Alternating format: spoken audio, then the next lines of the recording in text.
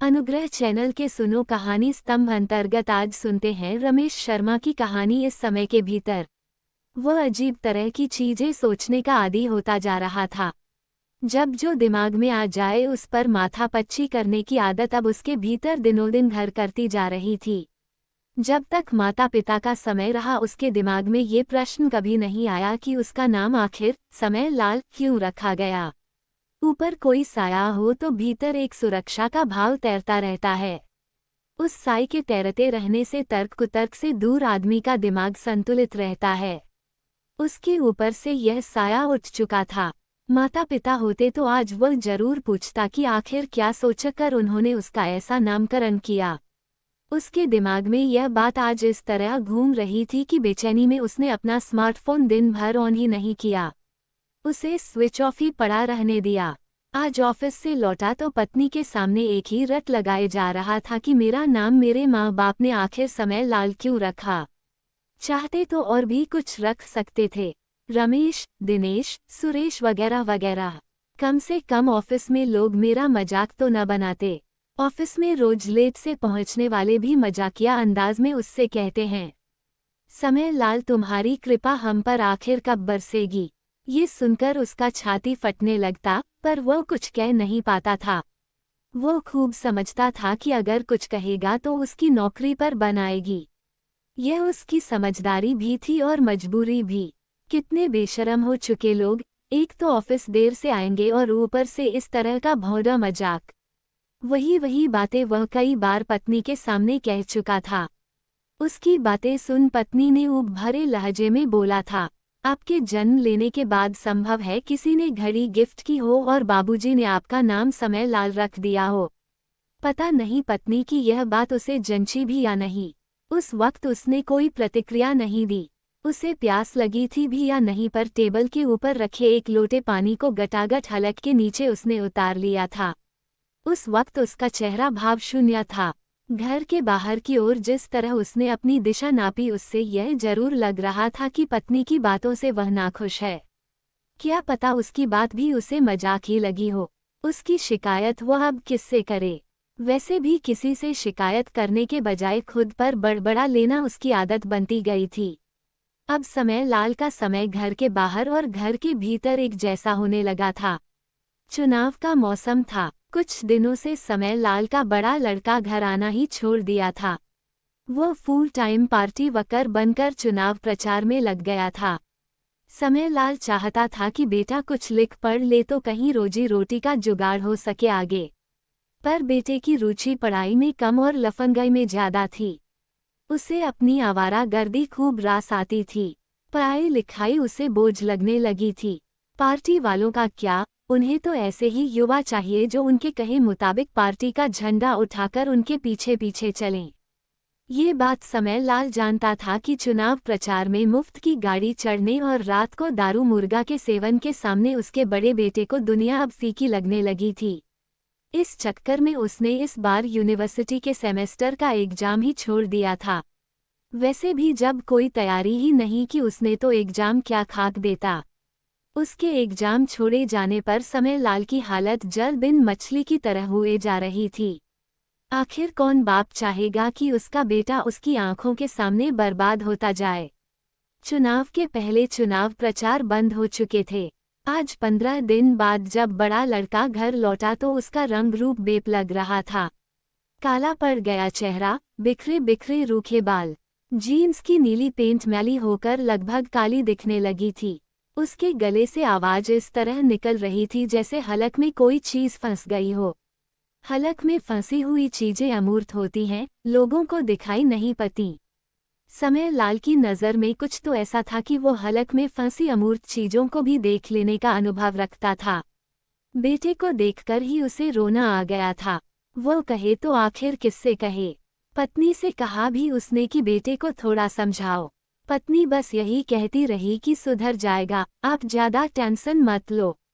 ये सब सुन देखकर समय लाल को आने वाला समय एक दैत्य के आकार में तब्दील होता हुआ नजर आने लगा था। एक ऐसा समय जिसकी 2 की जगह 8 टांगे थीं और 2 की जगह 4 हाथ थे। उस पर चेहरा एकदम कुरूप और डरावना। समय लाल के भीतर कोई दृष्टि आकार लेने लगी थी कि वह अमूर्त समय को भी स्थूल रूप में देखने लगा था। ये दृष्टि उसके भीतर बसे भय के गर्भ में पलकर जन्म लेने को आतुर हो उठी थी। गुर्रेमल जिंदाबाद, गुर्रेमल जिंदाबाद। आधी रात बेटे के कमरे से जब हल्की हल्की आवाजें आने लगी तो अचानक उसकी नींद खुल गई। बेटे की यह हरकत देख वह सकते में आ गया था। क्या होता जा रहा इसे? वह चाहता था कि उसे जाकर समझाए, पर अब तक समझाने का उल्टा ही असर देखते देखते वह आजिज आ चुका था। फिर भी वह उसके कमरे तक गया।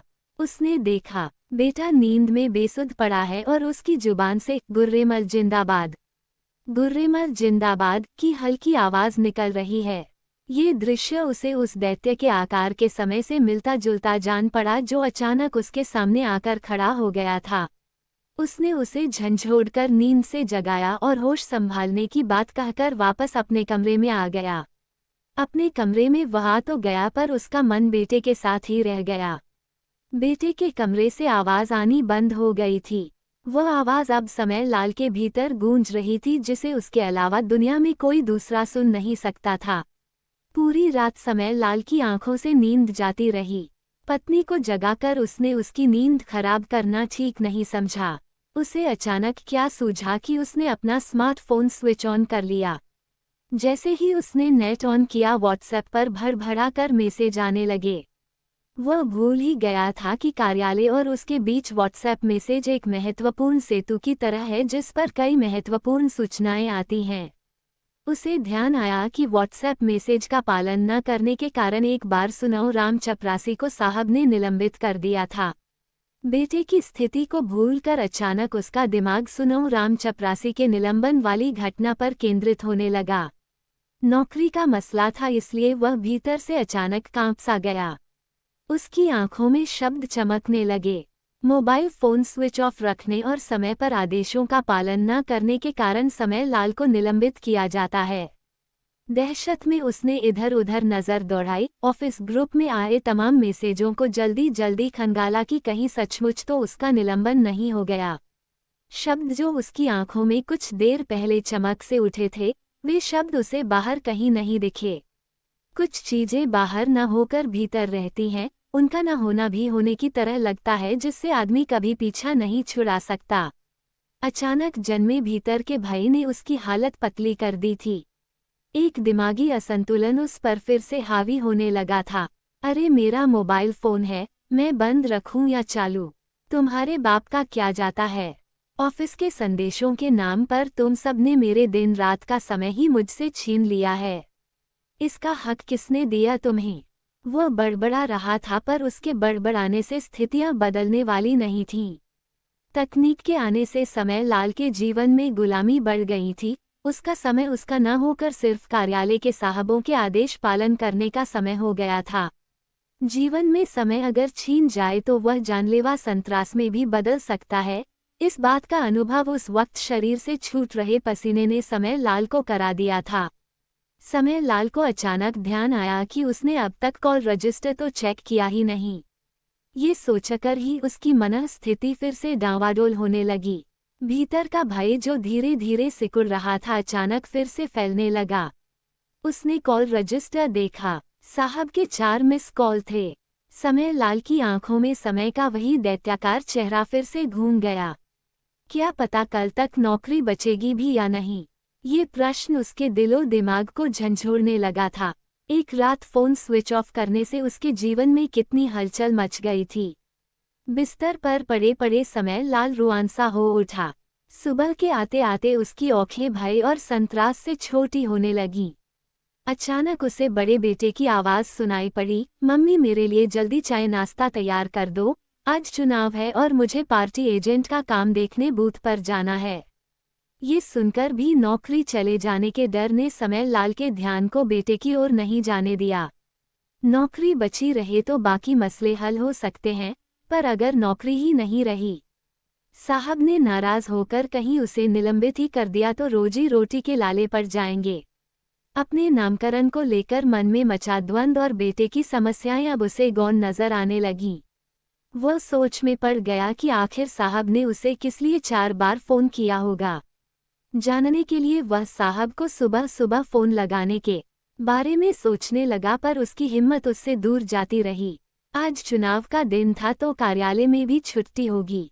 साहब को फोन न करे तो कल तक भीतर की बेचैनी दूर होने वाली न थी।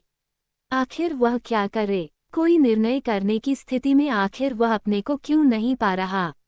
आखिर उसने कौन सा अपराध कर लिया है? क्या उसने किसी का मर्डर किया है? क्या उसने किसी के यहाँ चोरी की है? क्या उसने किसी के यहाँ डाका डाला है? बस उसने अपना स्मार्टफोन ही तो स्विच ऑफ किया था और उसके कारण साहब का कॉल रिसीव न हो सका।